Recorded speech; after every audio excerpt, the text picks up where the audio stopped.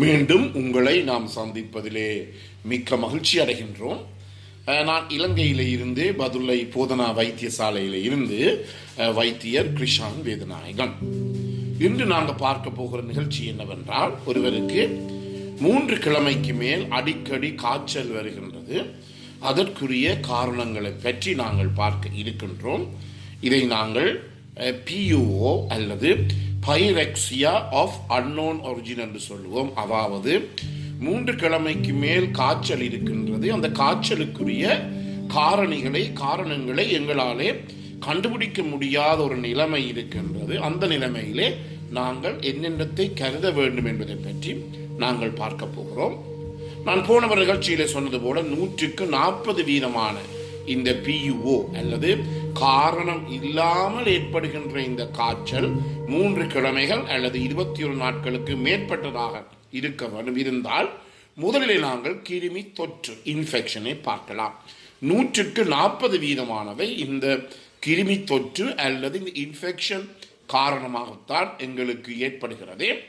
எனவே முதலாவது கிருமி தொற்றானது என்ன ஏற்படும் என்றால், முதலாவது காரணம் என்னவென்றால், எங்கள் உடலிலே ஏதாவது ஒரு அவயவத்திலே மறைந்திருக்கின்ற இந்த அதாவது சிதலினுடைய பஸ் என்று சொல்லுவோம், இந்த சிதலினுடைய சேர்க்கை. உதாரணமாக எடுத்துக்கொண்டால் நாங்கள் சொல்லுவோம், ஈரலிலே ஏற்படுகின்ற இந்த சிதலினுடைய சேர்க்கை, அதாவது லிவர் அப்சஸ் என்று சொல்லுவோம். இந்த லிவர் அப்சஸ் எனப்படுகின்ற ஈரலிலே ஏற்படுகின்ற இந்த சிதல் என்று சொல்லுவோம், பஸ் என்று சொல்லுவோம்.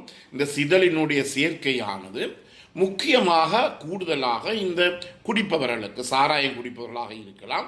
அதே நேரத்தில் இந்த தோட்டங்களிலே அல்லது கிராம பகுதிகளிலே உங்களுக்கு தெரியும், இந்த கள்ளு குடிப்பவர்களே இந்த நோய் ஏற்படக்கூடியதாக இருக்கின்றது.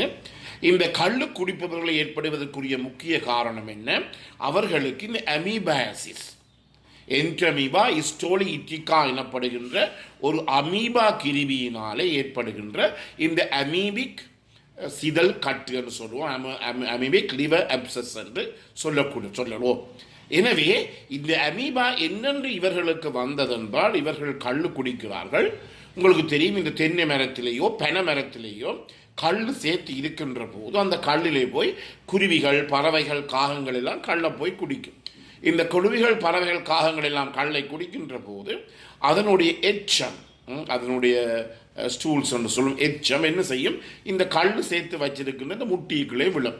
எனவே அதனுடைய எச்சத்திலே இந்த அமீபாசிஸ் எனப்படுகின்ற அமீபா எனப்படுகிற என்ட்ரமீபா இஸ்டோலி இட்டிகான்னு சொல்லுவோம், இந்த கிருமி இருக்கின்றது. எனவே இந்த கிருமி இந்த கல்லிலே விழுந்து அதன் மூலமாக அந்த கல்லை ஒருவருமே கல்லை குடிக்கின்ற போது சூடாக்கி குடிப்பது கிடையாது.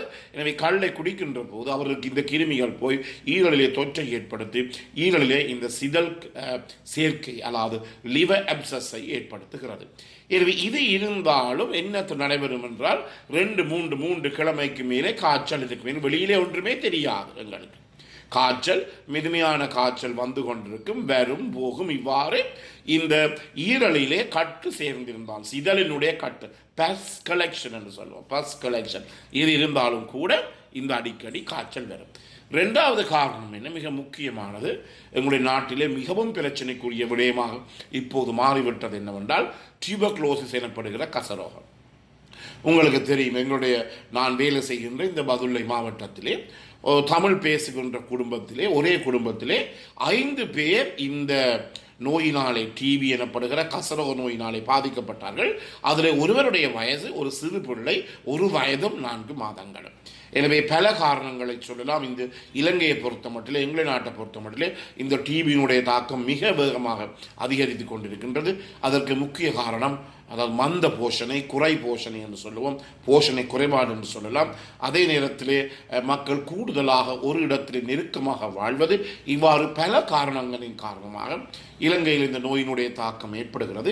எனவே இந்த கசரோகம் அல்லது டியூபர்குலோசிஸ் ஏற்படுமாக இருந்தால், இந்த காய்ச்சலான இரவிலே ஏற்படுகின்ற காய்ச்சல், நைட் ஃபீவர் வித் ஸ்வெட்ஸ் என்று சொல்லுவோம், அதாவது இதழிலே ஒரு மெதுவான காய்ச்சலாக இருக்கும். அதே நேரத்தில் இந்த காய்ச்சல் வந்த பிற்பாடு கொஞ்சம் உடல் வேர்க்கும். எனவே இரவிலே சாதாரணமாக ஒருவருக்கு உடல் வேர் வந்து குறைவே நிலையிலே எல்லா பகுதிகளிலுமே கொஞ்சம் குளிர் காலநிலை நிலவும் என்றபடியாலே இரவிலே வேர்ப்பது என்பது குறைவான அந்த டிபி நோய் வருவதற்கு இந்த கசரோகம் வந்தால் இந்த இரவிலே ஒரு மெதுமையான காய்ச்சல் 100 பாகை ஃபெர்னைட்டுக்கு குறைவாகத்தான் அது இருக்கும். சாதாரணமாக 37.5 பாகை செல்சியஸுக்கு குறைவாகத்தான் இந்த காய்ச்சல் இருக்கும். மிதுமையான காய்ச்சல் இரவிலே மட்டும் ஏற்படும், அதுடன் வியர்க்கும். இது என்னத்துக்கு இந்த கசரோகம் அல்லது டிபிக்குரிய முக்கியமான விடயம். எனவே கட்டாயமாக நீங்கள் என்ன செய்ய வேண்டும், நாங்கள் எங்களுடைய இலங்கையிலே கொடுக்கப்பட்ட இந்த நியதிகளின்படி கிரைட்டீரியாவின் படி இந்த ஒருவருக்கு 2 கிழமைக்கு மேல் இருமல் இருக்குமாக இருந்தால், இருமல் தடிமல் மிதுமையான காய்ச்சல் இருக்குமாக இருந்தால் கட்டாயமாக அவர் 3 இரத்தத்தை செக் பண்ண வேண்டும், சோதிக்க வேண்டும். ஒன்று முதல் சாதாரணமாக குருதி பார்க்க வேண்டும், அதை ஃபுல் பிளட் கவுண்ட் என்று சொல்லுவோம். இரண்டாவதாக இஎஸ்ஆர் என்று சொல்லுவோம். மூன்றாவதாக இரத்தத்தில் கிருமி தொற்றை பார்ப்பதற்காக சிஆர்பி அல்லது சி ரியாக்டிவ் புரோட்டீனை செய்வோம். இவற்றுக்கு மேலதிகமாக நாங்கள் என்ன செய்ய வேண்டும், அவருடைய சளியை எடுத்து நாங்கள் தொடர்ச்சியாக 3 நாட்களுக்கு பரிசோதித்து பார்க்க வேண்டும். எனவே எல்லா நாடுகளிலுமே இந்த செஸ் கிளினிக் எனப்படுகின்ற மார்பு நோய் சிகிச்சை நிலையம் உலகம் முழுவதும் இருக்கின்றது. அங்கு போய் நாங்கள் இந்த சளியை காலையிலே தேநீர் குடிக்காமல், சுடுநீர் குடிக்காமல், தண்ணீர் குடிக்காமல் காலையிலே வருகின்ற இந்த சளியை நல்லாக இருமி அப்படியே துப்பவன், எச்சில் போகக்கூடாது, போனாலும் பரவாயில்லை, நல்லாக இருமி அந்த சளியை எடுத்து நாங்கள் ஒவ்வொரு நாள் 3 நாட்கள், இன்றைக்கு நாளைக்கு நாளைக்கு 3 நாட்கள் தொடர்ச்சியாக நாங்கள் அதை கொடுக்க வேண்டும். எனவே தொடர்ச்சியாக கொடுத்து அதன் மூலமாக அதில் இருக்கின்ற டியூபர்குலோசிஸை ஏற்படுகின்ற, டிபியை ஏற்படுத்துகின்ற, இந்த கசரோகத்தை ஏற்படுத்துகின்ற மைக்ரோபாக்டீரியம் டியூபர்குலோசிஸ் எனப்படுகிற இந்த கிருமி இருக்கிறதா என்பதை நாங்கள் ஏஎஃப்பி ஆசிட் ஃபாஸ்ட் பேசிலே என்ற ஒரு முறை மூலமாக நாங்கள் அதை நிறந்தீட்டி ஸ்டெயின் பண்ணி பார்க்கலாம். இதுவும் மிகவும் முக்கியமானது. எனவே இந்த நோயையும் நாங்கள், இந்த டிபி எனப்படுகிற நோய் இன்று உலகம் முழுவதும், கசரோகம் எனப்படும் உலகம் முழுவதும் எவ்வளவு விஞ்ஞானம் முன்னேறினாலும் கூட மிகவும் பரவலாகி கொண்டிருக்கின்ற விடயம் உங்களுக்கு தெரியும். என்று சில பகுதிகளிலே, இந்த காசா பகுதிகளிலே உங்களுக்கு தெரியும், போலியோ மைலைட்டிஸ் எனப்படுகின்ற போலியோவின் தாக்கம் கூட மிக வேகமாக அதிகரித்து கொண்டு செல்கிறது. எனவே உலகத்தை விட்டு மறைந்த நோய்கள் எல்லாம் மீண்டும் மனிதர் செய்கின்ற பிழைகள் காரணமாக மீண்டும் இந்த உலகத்திலே வந்து கொண்டிருக்கின்றது. என்றபடியினாலே இந்த தொடர்ச்சியாக 3 கிழமை காய்ச்சல் இரவிலே வேர்வுடன் இருக்குமாக இருந்தால் இந்த கசரோகம் அல்லது டியூபர்குலோசிஸ் அல்லது டிபியை நாங்கள் மறக்கக்கூடாது. எனவே அன்பர்களே, இந்த நிகழ்ச்சி உங்களுக்கு பிடித்திருந்தால் இதை நீங்கள் மற்றவர்களுக்கு அறிமுகப்படுத்துங்கள். இதை லைக் பண்ணலாம், ஷேர் பண்ணலாம், அல்லது மணி சின்னத்தை அல்லது பெல் சைனை அமுழ்த்தி இதை நாங்கள் சப்ஸ்கிரைப் பண்ணலாம். மேலதிக தகவல் தேவையாக இருந்தால் 0094 777 35 62 45 மூலமாக தொடர்பு கொள்ள முடியும். பிறந்திருக்கின்ற நாள் உங்கள் அனைவருக்கும் இனிய பொழுதாக அமைய அனைவருக்கும் பொதுவான இறைவன் வேண்டி விடைபெறுகிறேன். நன்றி, வணக்கம்.